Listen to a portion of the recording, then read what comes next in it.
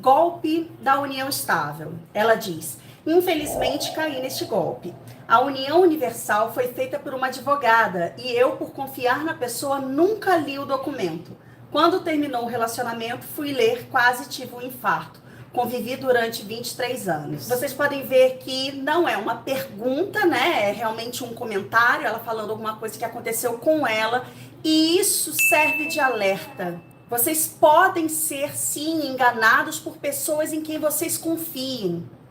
Então, vocês podem confiar nas pessoas? Podem, mas tem que confiar desconfiando. Posso confiar que você vai deixar o like neste vídeo? Então, se um advogado, ainda que seja seu amigo de infância, pede para você assinar um papel, você pode assinar? Pode, mas você tem que ler. Você tem que querer entender o que está ali. Também, assim, ler um texto jurídico e não entender nada é a mesma coisa que não ler, né? Então, você tem que ler, você tem que perguntar o que significa aquilo ali. Você não precisa assinar na hora. Você pode levar o contrato para casa, para perguntar para alguém, para procurar na internet. Não é feio confiar nas pessoas. Não é feio pesquisar antes de confiar nas pessoas, entendeu? Se você estiver com medo do advogado que é seu amigo, por exemplo, se ofender com as suas dúvidas, aí esse advogado não está sabendo advogar. Porque o papel do advogado não é simplesmente mandar assinar aqui um documento e acabou. Você que vai assinar qualquer tipo de contrato, você precisa saber o que você está assinando.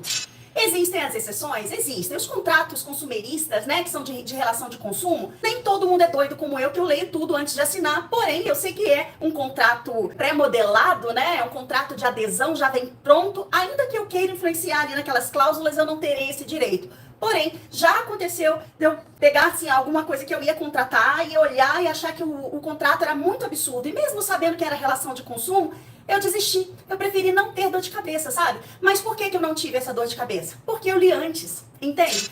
Então, é importante que vocês leiam o que vocês vão assinar antes de assinar, tá? E mais do que ler, vocês precisam entender aquilo que vocês estão assinando, porque os reflexos vão recair sobre vocês. Tá? E depois não adianta chorar no leite derramado, dizer que foi enganado, que não sabia que era aquilo ali que estava escrito, porque você participou ativamente para sua ruína.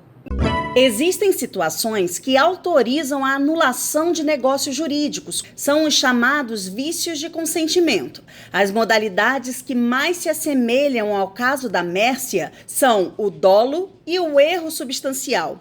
Vejam as definições apresentadas pelo Tribunal de Justiça de Goiás quando julgou uma ação em que foi requerida a anulação de escritura pública de declaração de união estável.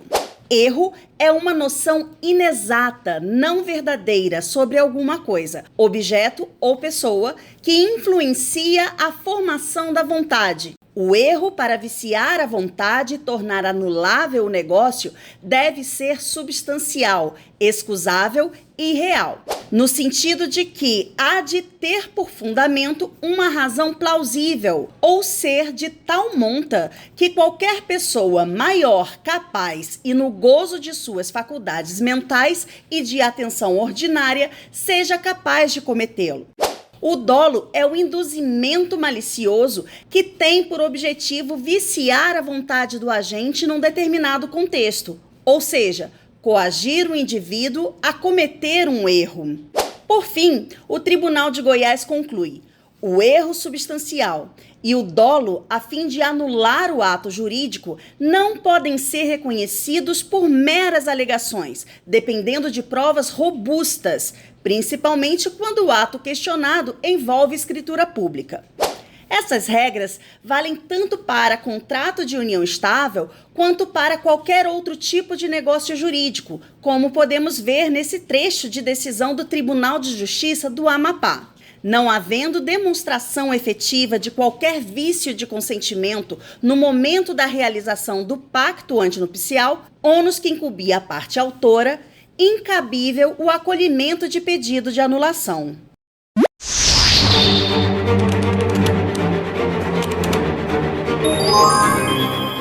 Então, comentando o comentário da Mércia. Eu lamento muito que isso tenha acontecido com ela. Não é incomum, tá? Isso acontece sim.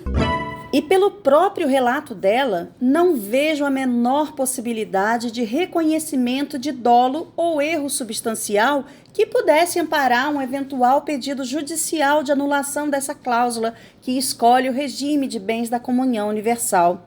Veja aí que ela mesma admite que confiou no companheiro e por isso não leu o que estava assinando. Pior ainda, ela foi plenamente capaz de entender as consequências daquele contrato quando parou, enfim, para ler o que estava escrito.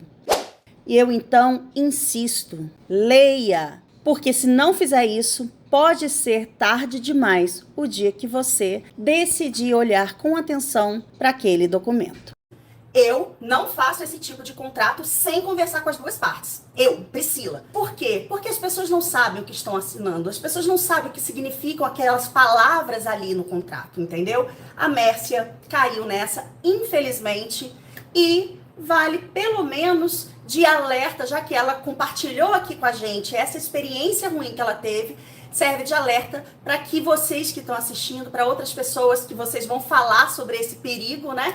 Possam, então, abrir o olho e não confiar tanto assim nas pessoas. Mesmo os advogados que vocês pagam, tá? Vocês têm todo o direito de perguntar, peraí, o que é isso aqui?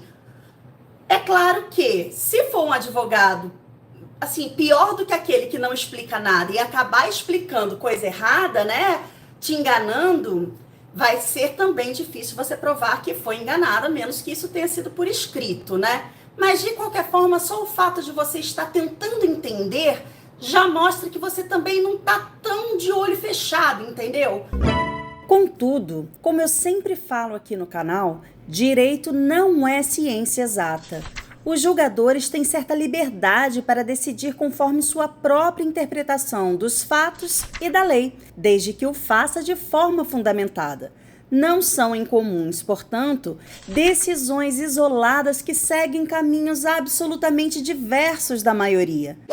Neste momento, passo a apresentar um acórdão relativamente recente do Tribunal de Justiça de São Paulo, que adota o entendimento que provavelmente resolveria o problema da Mércia.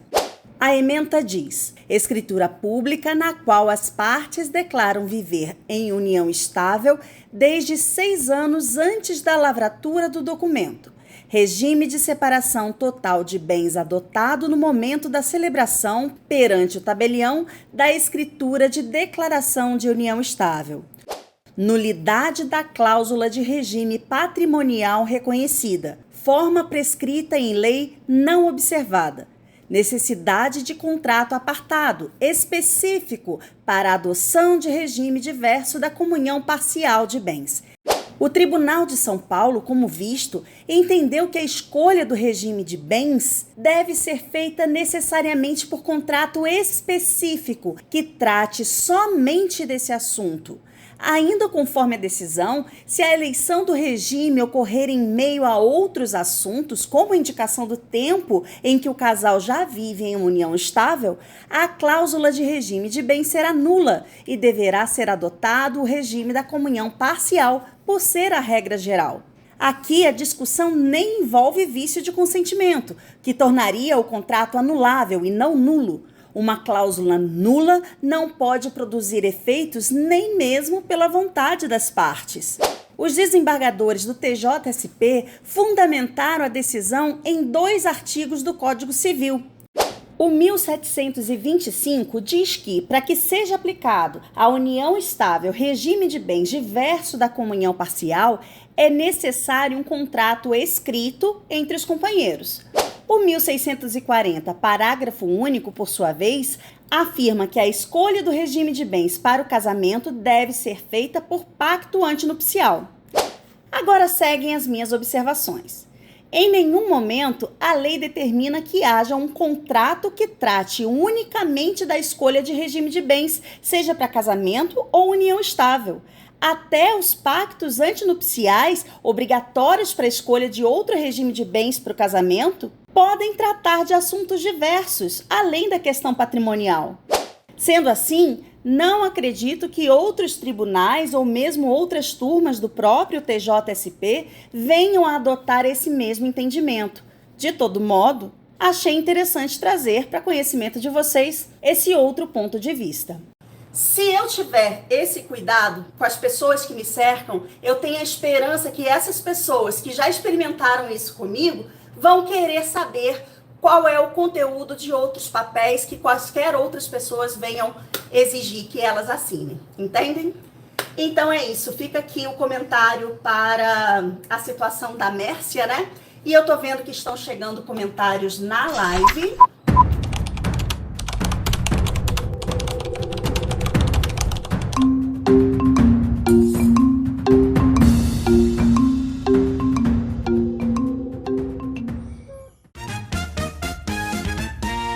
Obrigada por assistir ao vídeo até o final e a gente se vê na próxima. Até lá!